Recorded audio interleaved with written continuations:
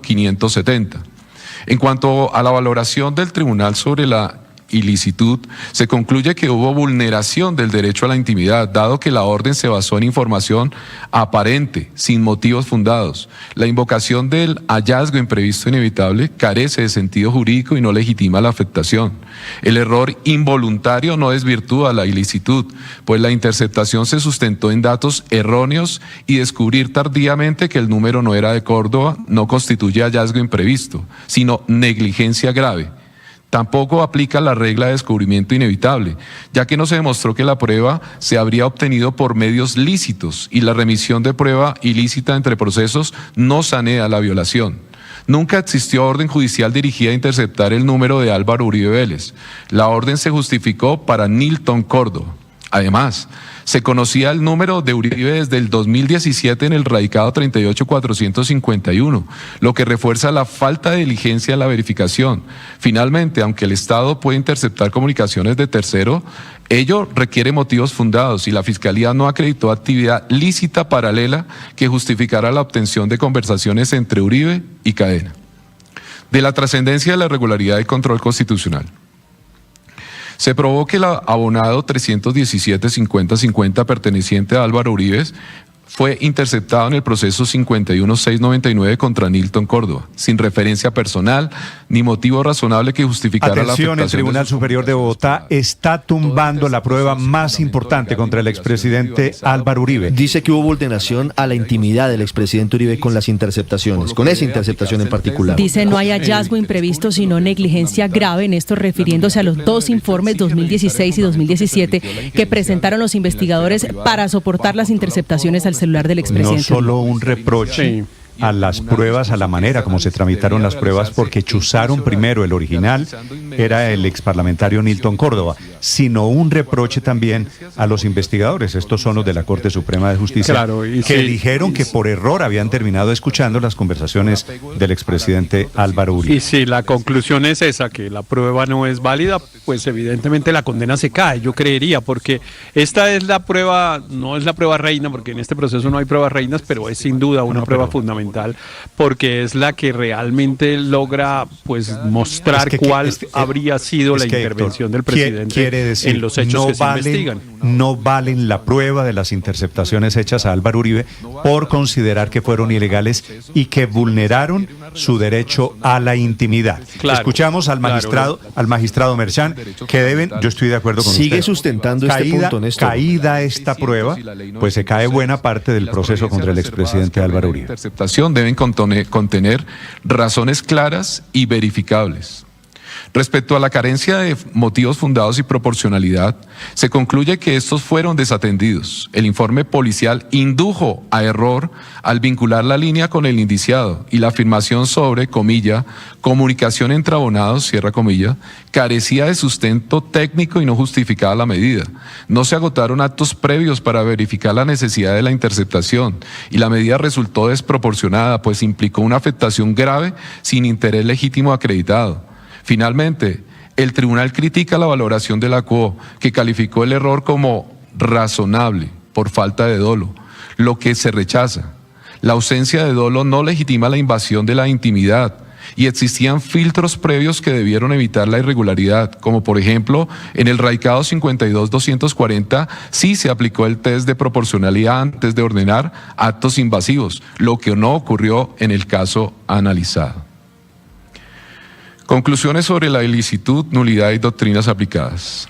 En el radicado 38451, marzo del 2017, antes de ordenar las interceptaciones, se solicitó a Movistar datos biográficos, registros y ubicación, confirmando que la línea 317-50-50 pertenecía a Álvaro Uribe Vélez desde 1999. Este antecedente evidencia que el grupo investigador conocía el titular, lo que cuestiona la razonabilidad, comillas, alegada por la QO.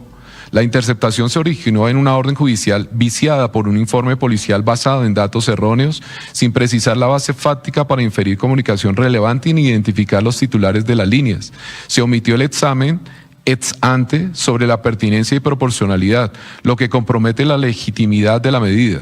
La ausencia de motivación estructural vulnera los principios de necesidad, proporcionalidad y razonabilidad. Como consecuencia jurídica, la interceptación injustificada convierte la información obtenida en prueba ilícita, inexistente por nulidad de pleno derecho, efecto que alcanza tanto la prueba directa como la derivada. El tribunal critica las doctrinas invocadas por la CUOI y los no recurrentes, quienes intentaron amalgamar figuras distintas, hallazgo imprevisto, descubrimiento inevitable y hallazgo a plena vista, para justificar la ilicitud. El descubrimiento inevitable exige acreditar que la prueba se habría obtenido por un medio lícito en curso, lo que no ocurrió. La sentencia apelada desconoció la premisa básica, reconocer la intervención ilícita.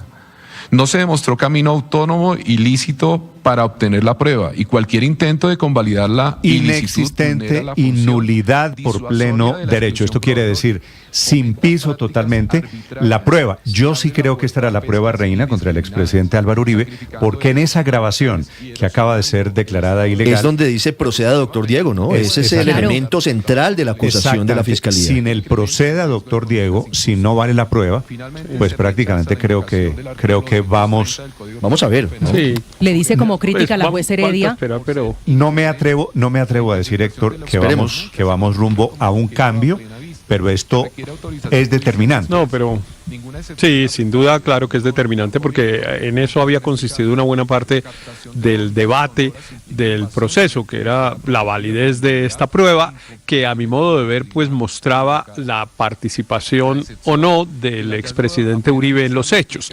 La ocurrencia de los hechos, insisto, pues nadie prácticamente discute que Cadena, bueno, terminó condenado por eso, pues intentó, digamos, cambiar unos testimonios para favorecer al expresidente Uribe indebidamente. Es que ya Cadena no se discute. Vale la pena aclararlo aquí. Cadena ya está condenado. De ya que está condenado, de que claro. Cadena cometió un error, 7 años de cárcel, no hay ninguna duda. Es decir, que el hecho ilícito, digamos, está aprobado por la justicia. La pregunta sigue siendo cuál fue la participación del presidente Uribe en los hechos. Y la prueba de su participación es son estas interceptaciones de sus comunicaciones, que si no se pueden validar en el proceso, pues entonces no se puede probar la participación del expresidente. No es que no haya participado, sino que la prueba es ilícita. Y que claro, porque el magistrado dice que la orden judicial fue viciada. Y si la orden judicial fue viciada, la prueba se cayó. Sí. Y esto es un durísimo reproche, me parece, también a esa sala de instrucción de la Corte Suprema de Justicia. Creo recordar, Ricardo, que esto eran los dos magistrados, Barceló y Hernández, sí, los que estuvieron en la mitad de esa orden judicial, que aceptaron la interceptación contra el expresidente Álvaro Uribe. Claro, recuerde usted que en ese momento era José Luis Barceló, presidente de la Corte Suprema, y Luis Antonio Hernández, también integrante de la Sala Penal. En ese momento se daba la transición del cambio de la estructura de la Corte, y ellos formaban parte con el magistrado Castro de la Sala de Instrucción de la Corte Suprema de Justicia. 79.343, que integran registros entre el 12 y el 22 de marzo del 2018, y se hace el listado de los IDs, las fechas y las horas en que ellos se realizaron. Sobre las interceptaciones de comunicaciones a la línea de Diego Javier Cadena Ramírez. En primera instancia, el fallo no examinó la licitud de cada línea interceptada solicitada por la defensa y el Ministerio Público, limitándose a las conversaciones entre Álvaro Uribe Vélez y Diego Cadena sin identificar el origen, si provenían del 317-5050 o del 3012-796, ambos con asteriscos al final, y señalando que debía estárselo resuelto en decisiones previas, dado que no se practicaron pruebas específicas en juicio. Respecto a